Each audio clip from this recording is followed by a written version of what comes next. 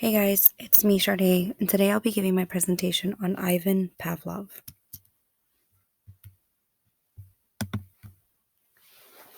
Before I begin about who Pavlov is and his significance as a theorist, I want to first talk about sound.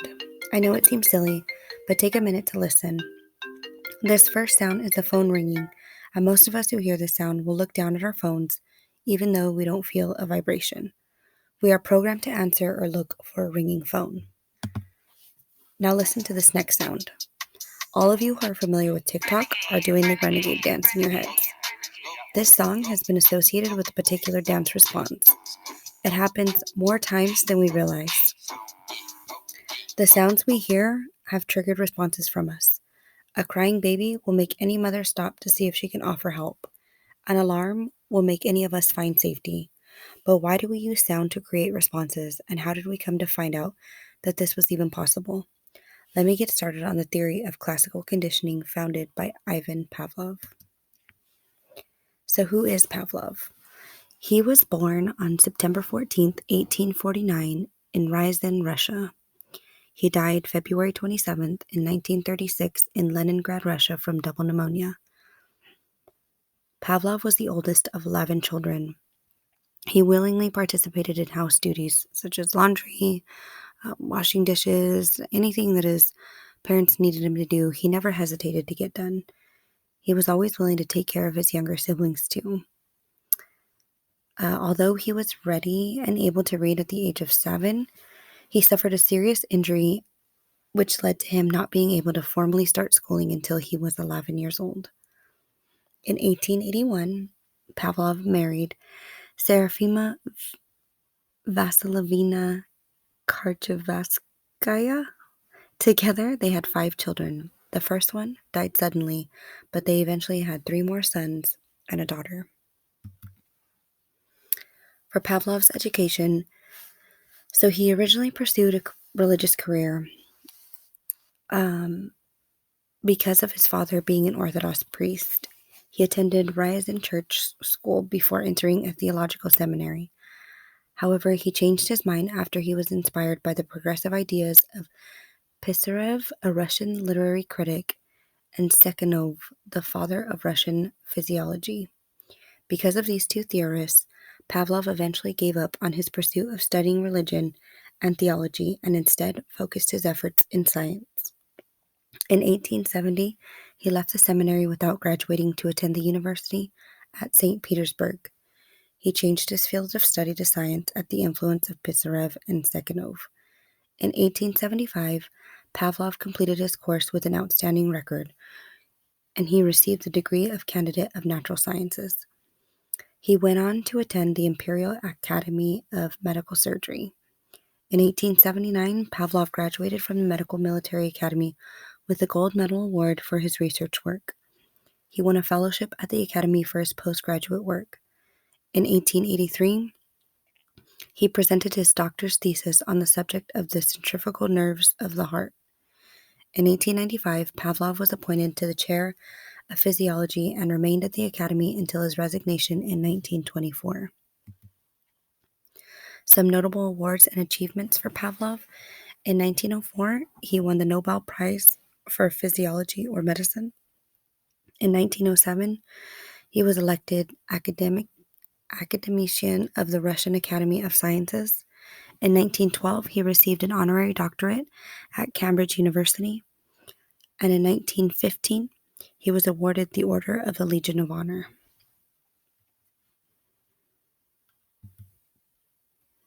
So Pavlov's theory is best known as classical conditioning or Pavlov's dog theory or the bell theory. There's lots of different things that they call it, but for his theory, so originally he conducted neurophysiological experiments with animals after receiving his doctorate, and this is what led to the Pavlov's dog theory or the classical conditioning idea that he founded. So what happened was right before he would feed his dogs, Pavlov would ring a bell in order to measure the dog's saliva production when they heard the bell. So he would ring a bell, see how much they salivated, feed them, and then he kind of like took notes as he went along. Pavlov discovered that once the dogs had been trained to associate the sound of the bell with food, they would produce saliva, whether or not food would follow. Experiments proved dogs' physical response. Their salivation was directly related to the stimulus of the bell. The continued increased salivation, even when the dogs had experienced hearing the bell without being fed, was a conditioned reflex. So the impacts of Pavlov's theory. Pavlov influenced other thinkers.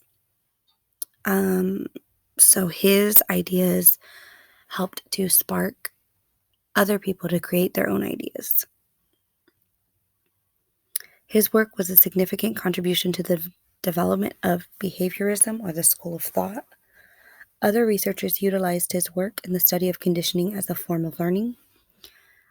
His research also demonstrated techniques of studying reactions to the environment in an objective scientific method. So who disagreed with Pavlov? So the most notable person that disagreed with him was B.F. Skinner. B.F. Skinner disagreed with Pavlov because he felt that Pavlov's classical conditioning did not sufficiently explain human behavior. Instead, Skinner suggested that Pavlov's theory was only relevant to respondent behavior, meaning a reaction to the environment, while most behavior is operant, meaning it acts on the environment. Skinner went on to further suggest that unlike classical conditioning, most behavior does not result from stimuli, and that the stimuli present at the time of the behavior is often unimportant or irrelevant. Skinner's belief is that behavior follows certain laws and that all behavior is caused by external factors that can be observed and studied. So is Skinner right in why he disagrees with Pavlov? For me, I don't believe so, and I also don't believe in Skinner's theory on human behavior. I find that based on what I know about sounds and our human responses to those sounds, that Pavlov's theory is a lot more accurate than Skinner's. So why does classical conditioning still matter? There are many sounds that we associate with certain things in our daily lives. Without these associations, it's my belief that we would not go through our daily activities with such ease. Our day starts with the sound of an alarm to signal us to get up and get our day going, and for me, ends with the song that plays with the end of the 11 o'clock news. My mind winds down and I know what time it is without having to look at a clock. Everything in between is heavily reliant on the sounds that I hear and the tasks that need to be done in accordance with those stimulants. Classical conditioning works. It is effective and efficient. So how can classical conditioning benefit our classrooms? So as we watch this video, we see how our students can benefit from the implementation of classical conditioning in our classrooms. The video shows a teacher playing a sound, then asking his students to rotate to the left to continue with the assignment. He again plays the same sound and repeats the instructions to rotate to the left. By the third play of the sound, over half the students stand up to rotate without having to be told. The final sound that he plays, all the students get up and rotate to the left without having to be explicitly told to do so. So again, how does this benefit our classroom? By introducing a particular sound to a specific activity, we can teach our students how to be more independent, self-sufficient, and accountable. They will learn that they must begin working immediately and will be more likely to stay on task to ensure that they finish the task by the time the sound plays again. Students will also feel a sense of independence and will respond positively to being asked to do a specific task. We can also ensure that our class time is used efficiently and effectively with little to no downtime when we use sounds for transition between activities. So last but not least, some interesting facts about Pavlov. So, it turns out that he didn't actually use a bell for his famous experiment. He actually used a series of different tools in order to conduct his research. But because of a mistranslation from his work in Russian to an English version of his theory, we know that, or we believe that he used only a bell. So although Pavlov was from a religious family, with his dad being an Orthodox priest and his wife being deeply religious, it is said to be that he was actually an atheist.